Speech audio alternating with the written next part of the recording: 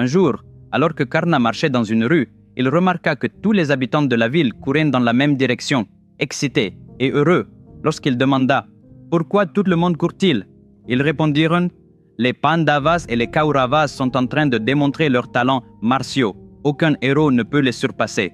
Aucun héros ne peut les surpasser. » En entendant cela, Karna se sentit blessé. Accablé par cette douleur, il se rendit directement auprès d'Arjuna et le défia avec colère. En raison de l'humiliation qui se produisit alors et de l'aide apportée par Duryodhana, Karna sentit que Duryodhana lui avait donné une nouvelle vie. Quelle que soit la raison, quel que soit l'espoir qu'il avait, il a sauvé mon honneur. Je m'en tiendrai donc toujours à la parole que je lui ai donnée, se dit-il. Le lendemain matin, Karna s'interrogea. Je n'ai jamais entendu dire que Duryodhana était un homme aussi généreux. Pourquoi m'a-t-il accordé un cadeau aussi généreux, alors que je suis un parfait inconnu pour lui? Alors que Karna cherchait à le savoir, un garde lui raconta tout ce qui s'était passé. Avant toi, il y avait un homme nommé Ekalavya. Duryodhana a essayé de se lier d'amitié avec lui aussi. Mais Dronacharya exigea le pouce d'Ekalavya en guise de dakshina, rétribution du maître. Lorsque Karna entendit cela, il fut profondément attristé.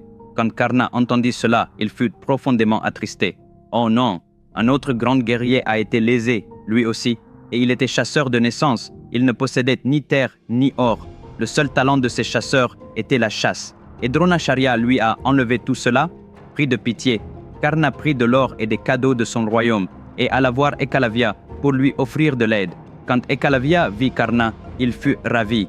Depuis le jour où Dronacharya m'a demandé mon pouce comme gourou Dakshina, ni Arjuna, mon compagnon de guerre, ni Duryodhana, qui m'avait autrefois couvert d'éloges en tant qu'ami, ne sont venus voir comment je me portais. Et te voilà, quelqu'un que je ne connais même pas, qui n'a aucun lien avec moi, et pourtant tu es venu jusqu'ici, ému par l'injustice faite à un autre guerrier, prêt à soutenir ma famille.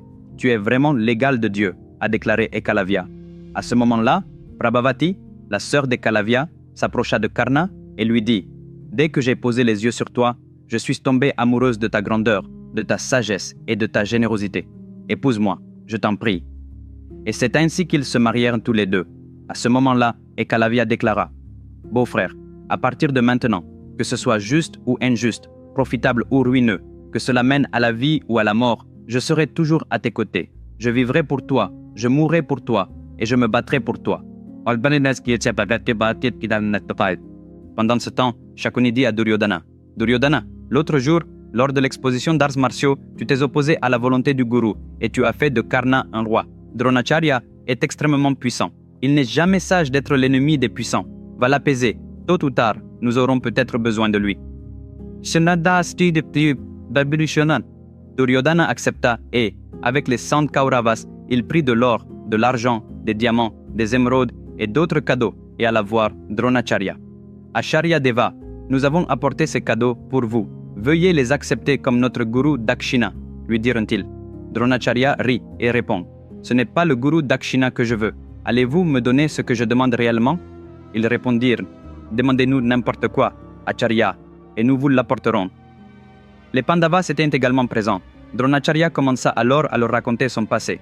Il raconta que lui et Drupada, le prince de Panchala, étaient des amis d'enfance. Ils grandissaient ensemble, mangeaient ensemble et apprenaient ensemble l'art de la guerre et des armes. Chaque jour, lorsque Dronacharya apportait de la nourriture, ils la partageaient équitablement. Souvent, dans leur jeunesse, Drupada disait « Mon ami, quand je serai grand et que je deviendrai roi, je t'accorderai la moitié de mon royaume. » Le temps passa et, quelques jours plus tard, Drupada partit pour son propre royaume. Ils devinrent tous deux adultes. Drupada devint roi, tandis que le destin ne favorisa pas Dronacharya. Il resta pauvre.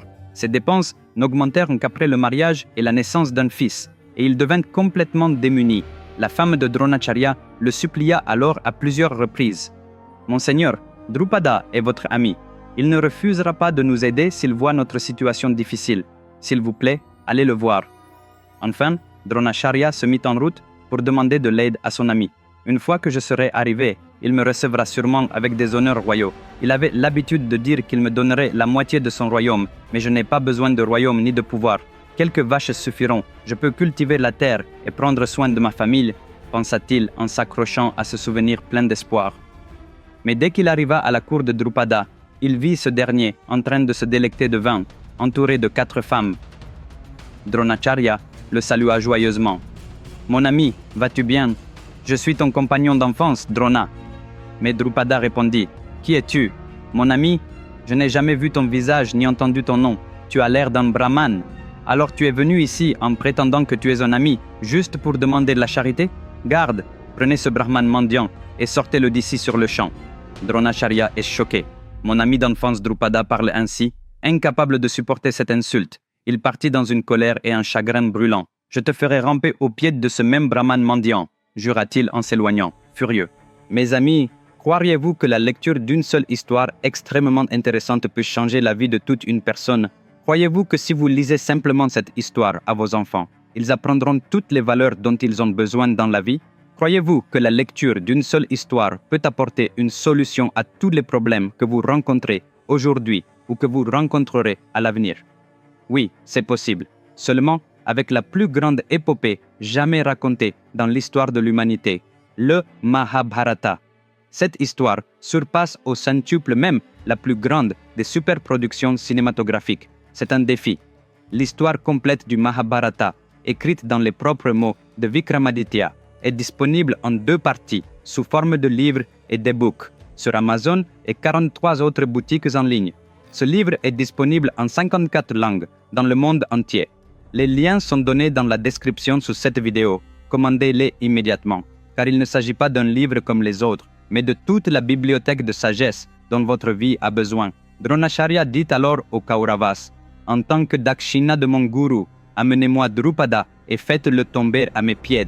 Nous le ferons, Acharya. Dans la soirée, sa tête sera à vos pieds. » Duryodhana déclara, et il mena ses hommes pour affronter Drupada.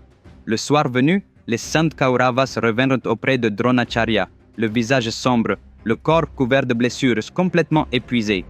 Lorsque Dronacharya lui demanda « Que s'est-il passé, Duryodhana ?» il répondit « Acharya, Drupada a également appris les arts martiaux auprès de vous, n'est-ce pas? Comme vous l'avez dit, il est extrêmement puissant, bien plus fort que vous. Rien qu'en voyant son armée, la moitié d'entre nous a failli être tuée. Nous n'avons pas pu le vaincre. Personne ne peut le vaincre. » Et en entendant cela, Arjuna prit la parole. « Acharya, si vous le permettez, je vais vous l'amener. Quelle est l'ampleur de la force que tu veux emmener ?» demanda Dronacharya. « Une force ?» Arjuna répondit avec confiance. « Je suis à moi seul une armée, et ma force est Bhima. Nous irons tous les deux. » Arjuna et Bhima partirent donc. Lorsque Drupada apprit que Bhima et Arjuna venaient de se battre, il prépara une partie de son armée. Le lendemain matin, Drupada rassembla d'un côté 100 éléphants, 200 chevaux et 500 soldats, tandis que de l'autre côté, il n'y avait qu'Arjuna et Bhima. Drupada se tenait sur un char derrière ses forces, pour observer et voir ce que ces deux-là allaient faire. Bhima se tourna vers Arjuna et lui demanda « Arjuna, quel est le plan ?»« Pas de plan, rien d'extraordinaire. Ton jeu favori est de réduire les montagnes en poussière. Alors ne regarde ni à gauche ni à droite.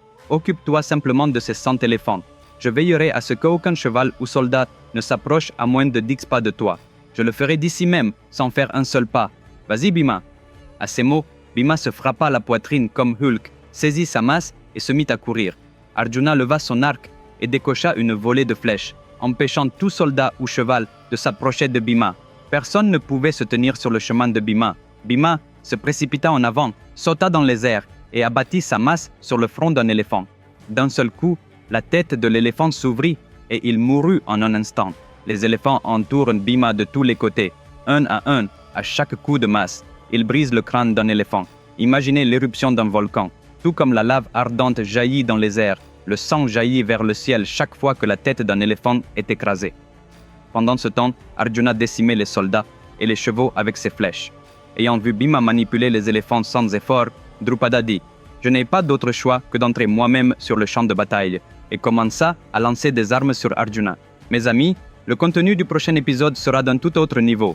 Ne le manquez pas. Nous nous retrouverons samedi prochain à la même heure. Commandez dès maintenant mon livre sur le Mahabharata. J'ai mis les liens dans la description de la vidéo ci-dessous. Et si vous n'êtes pas encore abonné à ma chaîne, abonnez-vous immédiatement. D'ici là, prenez soin de vous. Au revoir.